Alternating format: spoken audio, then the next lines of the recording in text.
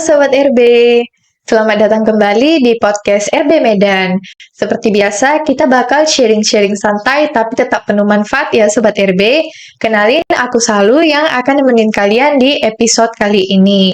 Dan podcast kita kali ini dinaungi oleh Bank Mandiri ya Sobat RB. Oke, jadi hari ini kita bakal bahas sesuatu yang super relevan di era digital, yaitu psikologi di era digital, bagaimana media sosial bisa mempengaruhi mental kita. Siapa sih yang nggak pakai media sosial zaman sekarang? Dari bangun tidur sampai mau tidur lagi, pasti yang kita lihat tuh layar HP. Tapi kita nggak sadar juga kalau media sosial ini bisa berdampak besar bagi kesehatan mental kita. Nah, di sini kita udah kedatangan narasumber yang keren, yang siap banget sharing-sharing bareng kita. Langsung aja kita mulai. Halo Kak. Boleh dong Kakak kenalin diri dulu ke para Sobat RB dan ceritain sedikit tentang kesibukan Kakak saat ini.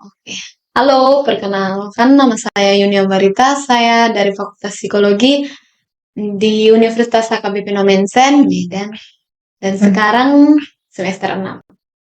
Oke, Kak Yuni, pasti banyak nih insight-insight menarik yang bisa Kakak bagikan ke kita para Sobat RB.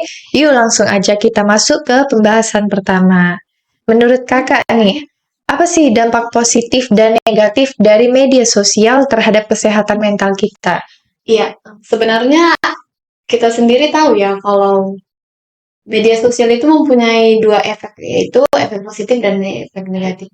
Nah, efek positif yang dapat kita ambil ini sangat relevan ya bagi kehidupan kita sehari-hari. Apalagi kita di zaman sekarang, jika kita ingin mencari satu informasi, tentunya akan mempermudah akses kita untuk mencari informasi tentang lowongan pekerjaan, tentang satu kegiatan, atau bahkan topik pembahasan, masih banyak lagi. Nah, ini kan sangat memberikan dampak positif ya bagi diri kita sendiri. Nah, tapi ada juga nih dampak negatifnya.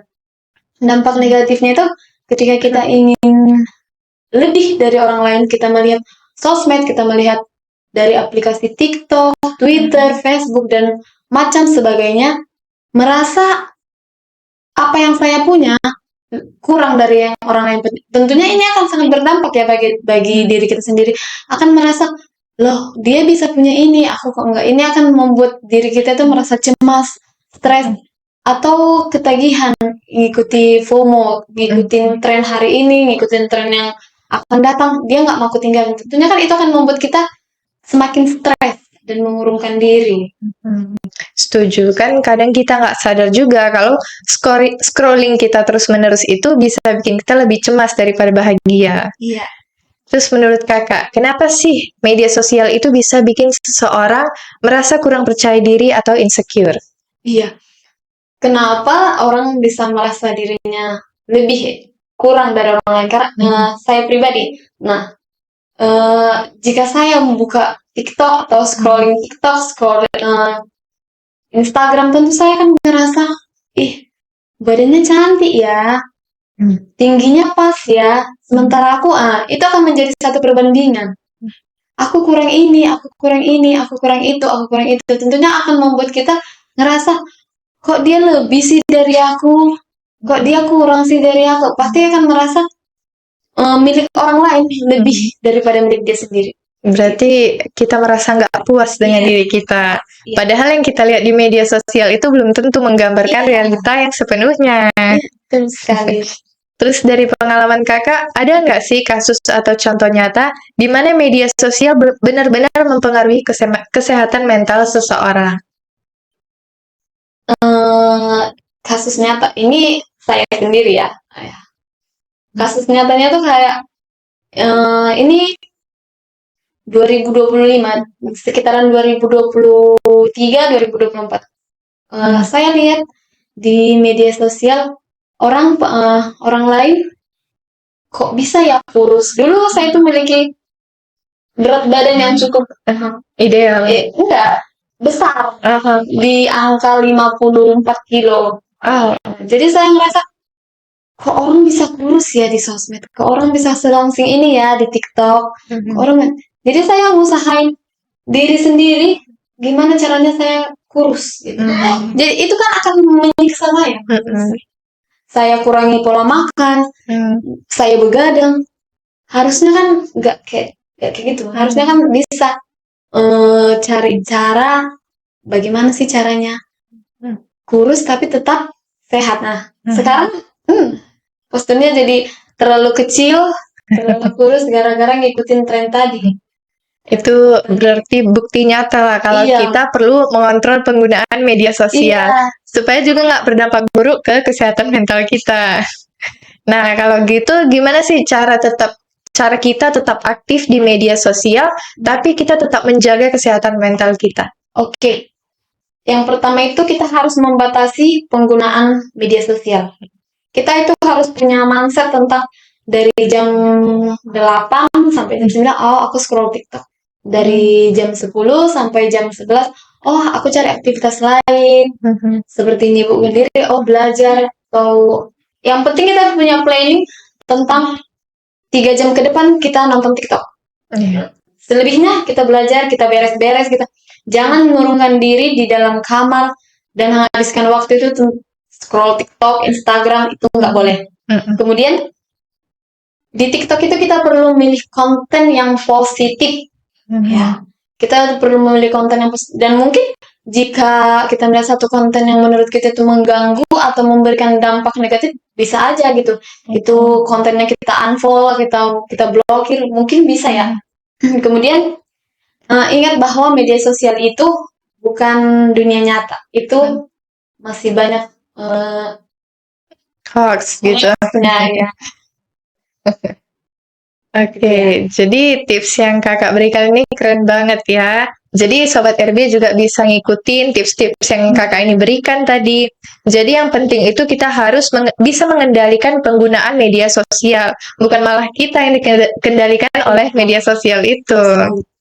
Terus apa sih rekomendasi kakak buat orang-orang yang mulai merasa cemas atau tertekan gitu gara-gara media sosial? Yang pertama, ketika kita ngerasa udah mulai terpengaruh sama media sosial, kita harus cepat menyadari, oh ini salah.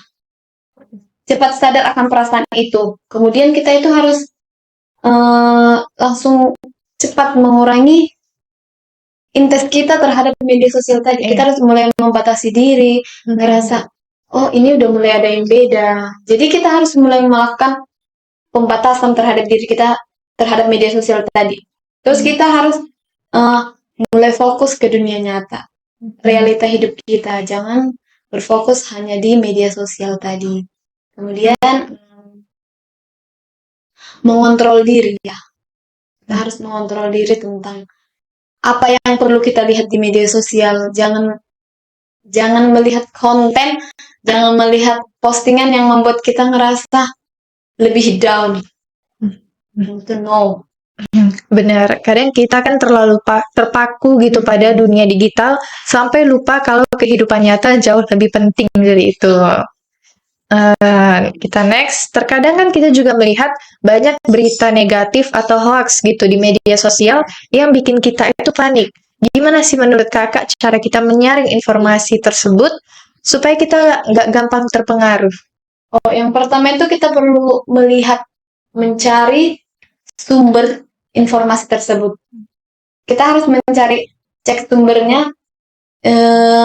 Ini berita dari mana asalnya? Dari mana kok bisa tiba-tiba? Intinya kita tuh mencek situasi, mencek awal berita ini dari mana. Jangan langsung ambil semua, saring semua, itu nggak boleh. Kemudian batasi diri kita tentang berita negatif. Itu jangan terlalu dibawa, jangan terlalu diambil semua. Intinya kita tuh harus pintar menyaring sebuah informasi. Karena menurut saya jika kita merasa semua informasi itu kita saring, bulat-bulat kita ambil, bulat-bulat kita telan, akan memberikan dampak yang sangat kelihatan, baik dari sisi positif maupun negatif. Iya, karena kan belum tentu itu benar. Jadi kita jangan mudah terprovokasi juga.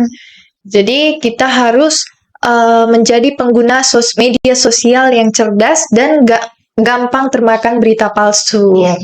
Yang terakhir nih Kak, sekarang kan banyak orang yang pengen jadi content creator. Gimana sih caranya biar tetap sehat mentalnya saat membangun personal brand di dunia digital? Oke, perlu ya, karena yang pertama itu kita harus mulai melihat batasan, ya. Jangan sampai media sosial itu yang mengontrol hidup kita. Jika kita ingin menjadi content creator, kita harus membuat konten yang positif dan meniru konten yang positif. Jangan berpaku pada sebuah konten yang menurut kita akan meningkatkan viewers atau followers atau apa sebagai macam. Itu nggak boleh. Intinya kita harus melihat konten itu membawa dampak yang positif. Kemudian fokus pada nilai. Jangan kita melihat konten itu kayak, oh ini kontennya bagus, oh ini gambarnya bagus, sementara isi konten itu nggak ada faedahnya, nggak ada manfaatnya, seperti itu. Kemudian jangan pernah bandingkan diri kita dengan orang lain. Tentu orang lain punya kelebihan, kita punya kelebihan. Orang lain punya kekurangan, kita juga punya kekurangan. Baru yang terakhir, nikmati prosesnya. Jangan langsung minta hasil, kita nggak menikmati proses. Jangan langsung, oh, aku maunya langsung sukses, aku maunya langsung tingkatan followers kan banyak. Itu nggak boleh. Kita harus ikutin alur, nikmati prosesnya, nikmatin setiap langkah awalnya saat berinteraksi dengan media sosial. Itu sih. Ini tips yang penting banget nih buat para sobat RB yang ingin tetap waras di dunia digital saat ini. Oke, Sobat RB, hari ini kita udah bahas banyak tentang bagaimana media sosial bisa mempengaruhi mental kita. Jadi kesimpulannya media sosial itu seperti pisau bermata dua. Bisa sangat bermanfaat, tapi juga bisa sangat berbahaya kalau kita nggak gunakan dengan bijak. Terima kasih juga buat Kak Yuni yang udah sharing-sharing bareng kita, yang udah kasih ilmu dan pengalamannya. Semoga podcast kita kali ini bisa memberikan wawasan buat para sobat RB semua. Jangan lupa untuk terus follow Rumah BUMN Medan untuk mendapatkan update terbaru dan kesempatan keren lainnya. Sampai jumpa di episode selanjutnya Sobat RB. Bye!